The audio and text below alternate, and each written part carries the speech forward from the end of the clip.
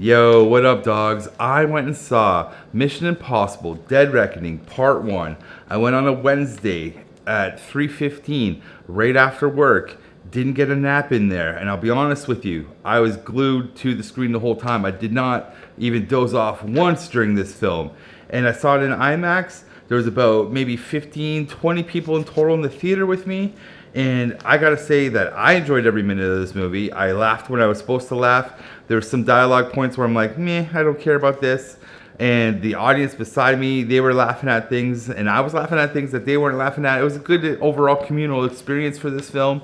And I think when we all left after everyone clapped, I felt like I was entertained when I was sitting in my car. I'll be honest with you, I might have drove a little faster than usual home because I was kind of in my little Tom Cruise mode, you know what I'm saying? A little Ethan Hunt in me. And you gotta watch out, you might drive a little dangerously after you see this movie because you might also think you are a spy for the MI6. So let's get into this movie. I got the notes, let's break it down. There might be some spoilers in here, just a little heads up. I don't know what I'm gonna talk about until I actually talk about it. So, the movie is directed by Christopher McQuarrie, who's back once again doing the Mission Impossible thing. I liked his work in Mission Impossible Fallout, and did he do Ghost Protocol and all the other ones? Like, he's been on this franchise for a while now, and he's back once again doing some crazy stuff with Tom Cruise as Ethan Hunt. But let's just start off with the start of the story here, okay? It doesn't start off with Ethan Hunt right away. We start off with the potential villain of the whole show called the Entity. Now, the Entity is created by some Russian scientists, and they use it in the operation of their subs. And the whole goal of the sub is to be using the AI to create an invisible bubble around them so no one else can track them underwater with sonar. And it works. And we're introduced to the MacGuffin, which is the magical key. And the key is made up of two parts, and it slides together like so. And then you insert it into the hole, and you can turn it. And one naval captain has it, and another naval captain has it, all right? And the keys have to be separate because this technology is so powerful, we don't know what it could do in the wrong hands, right? And it's already in the wrong hands, it's in the Russians' hands. But anyways, they're doing drills out there, and they come across an American sub, and they're like, yo, let's shoot this bad boy down and flex a little bit because they don't know we're here. So they do. They deploy the missile, and it goes out there, and then all of a sudden on the sonar the ship disappears like it's a ghost, and the Russians are like, what was that all about? How could that possibly be? And they even mention, oh, maybe there's a ghost in the machine, which is a nice little call to Ghost in the Machine. Personally, I like, you know, I was happy when they said it. And then what happens is the AI is, at this point the AI is pretty sentient, and it's like it tricked the Russians to fire a missile, and then it takes control of the missile and brings it back to the sub, blows up the sub, makes it crash at the bottom of the sea, and all the Russian bodies float out of it to the top of the ice, or they are underneath the ice sheets, and they're just dangling there and dead. And you see the little key, the MacGuffin hangs, and you're like, ooh, let's start the movie. And then you get the Mission Impossible intro. And then, let's just get into it. Ethan Hunt shows up during like a CIA, FBI, all the whatever organizations that are secretive. And he shows up with his, he just shows up with his beautiful mask. It's awesome, actually. The whole scene, I'm sitting there watching it. I'm just like, what is going on here? Because like you have what's his face, Henry Chisray as Kittredge, going over everything with the president of the CIA, which is who is that guy? I forget his name right now. Is it Cary? The dude from Princess Bride. He's in it, and they're going over like the whole sub and what it means, the AI and the Entity, and what it possibly means for whoever gets control of it. And they don't know what to do, but they want it. They want to have control of it, because if they have control of it, they will be the superpower going forward for the next whatever 20, 30 decades or whatever, right? Because this AI is so advanced and powerful, it's a threat on the global level. So Ethan Hunt shows up. Surprise, surprise. Tom Cruise is back once again, and he has a little disguise on. He blows up some gas on everybody, and then he talks to Kittredge, and he's like, I don't think anyone should have this. I'm going to go and get the key. I'm going to get the AI, and I'm going to blow it up. Like, I'm going to shut it down. And Kittredge is kind of like, no, man, we need it. And Ethan is like, I'm going ghost. He's going rogue once again. When doesn't he go rogue, right? So he's like, I'm going rogue. So his whole mission is to find the key and blow up the AI because he doesn't believe anyone deserves to have this power because it's so powerful. So the only thing he knows is where the one half of the key is and who has it, which is, what's her face? Rebecca Ferguson, who is Ilsa, who comes back once again. Love interest from, I think she was in Fallout. I should have rewatched Fallout before I watched this movie to see if there was any connections. Actually, I wonder if there's any connections to any of the movies to this one, like all of them. Like I don't know. I haven't rewatched all the Mission Impossibles in so long, so I don't know. Anyways, so she has the one half of the key. Tom Cruise hunts her down in the desert. There's a good action sequence here in the desert. You got a lot of sand going on. It's really cool. And he gets the key. And now the plot is he has to get the other half of the key. And this is a really good sequence, which is the airport sequence. He gets the whole crew back together once again.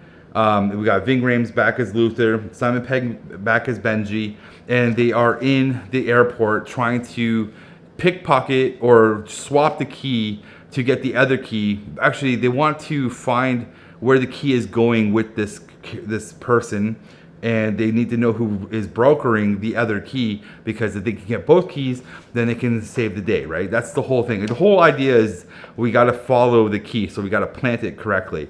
But when they go and do this, we run into a new character named Grace, played by Hayley Atwell, and she bumps into Ethan and steals his key. She is like a world-class pickpocketer. She's traveled all over the world. She's wanted all over the world. She's a really cool character. I actually really liked her in general. I just liked her whole story arc in this movie, because she kind of goes from this independent woman who doesn't need anyone. She has no friends, no loyalties. She's always been on her own, and she's like, I gotta steal to survive. So she's a very survivalist mentality, and she is willing to throw anyone underneath the bus to get ahead and or escape ahead. You know what I'm saying? And their whole interaction, Grace and Ethan's interaction throughout the whole movie, is actually refreshing and fun. They're actually a really good duo together, and I kind of like their chemistry on the screen too. Like, Tom Cruise and Hayley Atwell worked really well together in this film, and I enjoyed all their scenes together. Like, they were just a really good duo. You know what I'm saying? It was just really good, refreshing. I enjoyed it. I enjoyed her whole arc from the beginning to the end changes, because she goes from this independent thief, like, you know, I can do anything, whatever, no, I don't need anyone, to maybe I do need some help, because she gets like into some really hot water, and then by the end of it she realizes she's like, life's better with a team and friends. You know what I'm saying? It's a cool arc for her. I really like this character, and I look forward to her in part 2. So you have that whole cool sequence, and then in that sequence we are reintroduced to what's his name, Shea Whigham, who plays Briggs, and Greg Tarzan Davis, who plays Degas. And these are the two like CIA agents that are just chasing down Ethan Hunt for previous atrocities and going rogue and stuff like that. They're kind of more the comic relief, so to speak, but I also would like to say that I don't find them to be very important in this movie, and we could almost do without them. Like, they do provide some laughter and some levity here and there, and they also bring up a good question of like, is he actually wrong for what he's doing? But I think we could have just cut them out and really brought the runtime down, probably like a good 20 minutes without their sequences. I did enjoy them in the airport scene where they were trying to hunt down Ethan. The whole airport scene is really cool, and it's actually really intense, because the AI, aka the entity, actually sets up a whole trap, and Benji has to solve this like puzzle and stuff. And it's a really cool sequence. It's a good sequence. I really liked it. And then we're also introduced to the villain, who is where did I write his name down? Who is Gabriel, who's played by Esai Morales, and he is an enemy from Ethan's past that we learn about. And I don't remember if he's in Mission Impossible 1 at all. I can't remember. So this could just be like from Mission Impossible 0 before 1 even starts. You know what I'm saying? I don't even know if he's a character from the TV show. That's a good question. If you guys know if Gabriel is actually from the TV show or maybe even from Mission Impossible 1, because I honestly don't remember, leave a comment below. But he's kind of cool. He is very, he's a villain. He works for the Entity. Like, the Entity is an AI robot that manipulates Gabriel into doing his bidding in the real world. So Gabriel is technically like a ghost because the AI is working for him, and the AI is everywhere now. It's sentient beyond sentient. It has tapped into every computer system, all the cameras, ATM machines, like everything. It has full autonomy across the globe right now. And so Gabriel doesn't actually exist. He is a ghost. And you see some really cool sequences of Gabriel walking around the airport where he's actually digitally removed or even camouflaged, so to speak, because it's not perfect. It's not perfect, but he doesn't exist. It's really cool. It is cool. It is cool. So the reasoning for Gabriel to be in this is because the AI knows all the weaknesses of Ethan Hunt. Now, I want to put a pin in this because I don't know how the AI would actually know all the weaknesses to Ethan Hunt when Ethan Hunt doesn't exist. You know what I'm saying? Like, he doesn't exist. Like, there is records of him, but he also doesn't exist, right? Like, you know what I'm saying? So I was kind of like, how does the AI know all this personal stuff about him? Like, how would the AI know about Gabriel? Like, unless like Ethan Hunt has like a Google Docs, Dear Diary Google Docs that he's been writing down for the last 20 years of like, yeah, I ran into Gabriel this year. He killed my wife. I hate him. Like, I don't understand that part at all. But anyways, back to it. Gabriel is his villain from the past, and he's out for revenge. He's working with the AI, and he thinks that the AI is... He's like kind of protecting the AI. I don't even think he wants to sell it. I think he wants it for himself, which we'll find out in episode 2.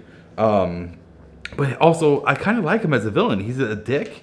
He's like sneaky. He's kind of a snake. You don't know really who he's really his allegiance is either. Like, is he really allied with the Entity, or is he playing a different game? And there is things that go on in this movie that they do talk a lot about the AI, and they talk about probability and how the AI knows everything. This is some sequences in this movie where there's a lot of dialogue where you're just like, we get it, it's AI, it's the all powerful thing.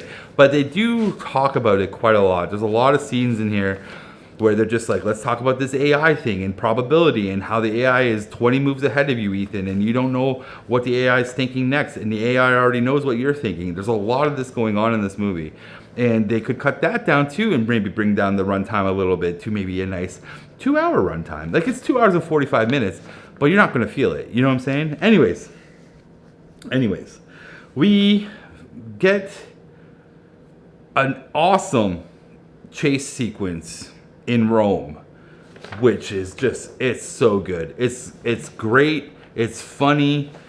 It was just awesome. I have to say, that sequence was awesome. Like, it's just awesome. I think you need to watch it because they pull out this little Fiat, this little yellow Fiat, and they drive around Rome dodging like this big Hummer, which is driven by, the introduction of Paris, who is played by Klementieff, who is from Guardians of the Galaxy, and I know I butchered her name in that review too. I hope I did it better in this review, but she works for Gabrielle as the muscle. She's super cool in this film, man.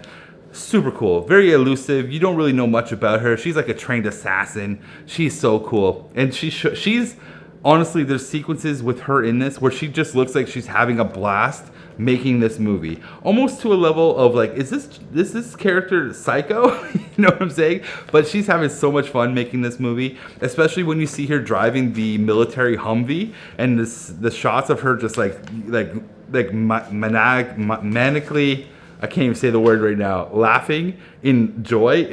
She's so cool in this film, man. All the characters in this movie are freaking cool. Anyways,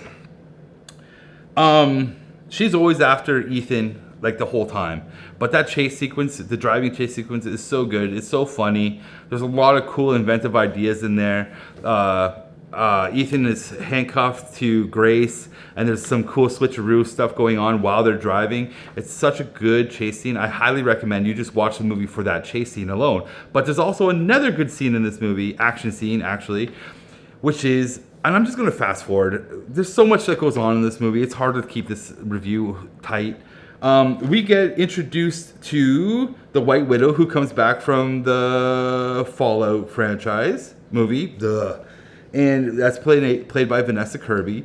And she is the broker of the key. She's trying to buy the key and sell it to the highest bidder. And there's some stuff that we learn later about who the highest bidder was going to be. And that's actually really interesting. And I don't want to spoil it for you. But that's all my notes. Well, let's just get into one of the other cool action sequences.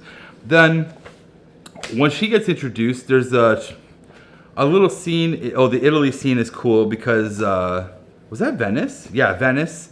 Because you actually have Ethan Hunt fight Paris in the little hallway scene. It's not as dope as everyone is expecting, but it's still cool. You know what I'm saying? And there's a little plot twist in there. I'm not going to talk about it because that's a big spoiler.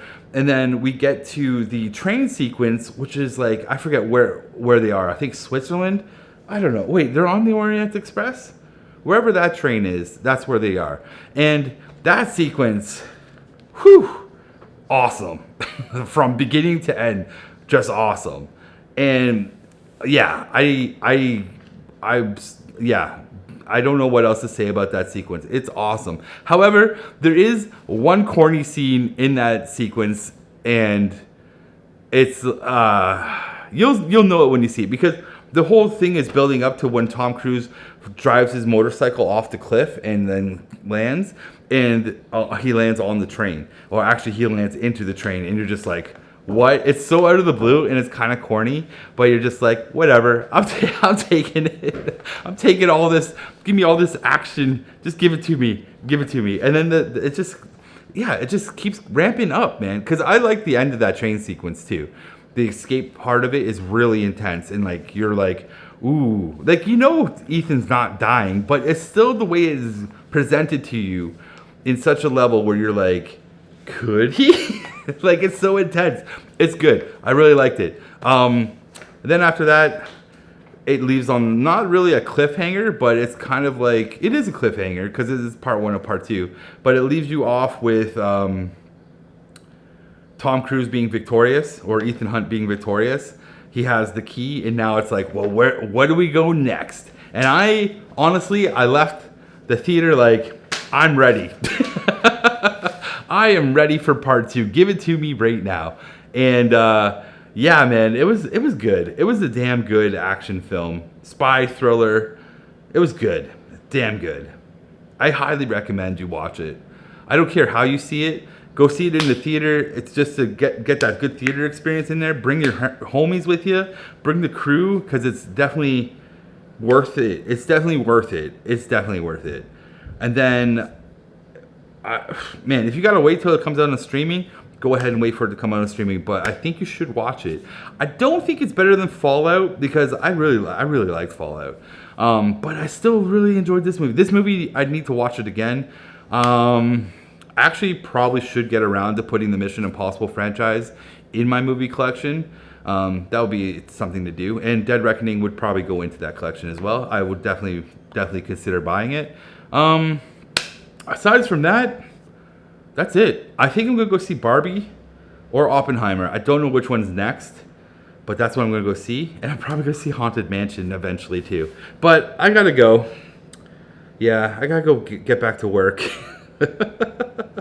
Anyways, whatever movie you guys are watching, I hope you're loving it and digging it. And I got to get out of here. Back to work I go. Everyone have a good one. Peace out and bye.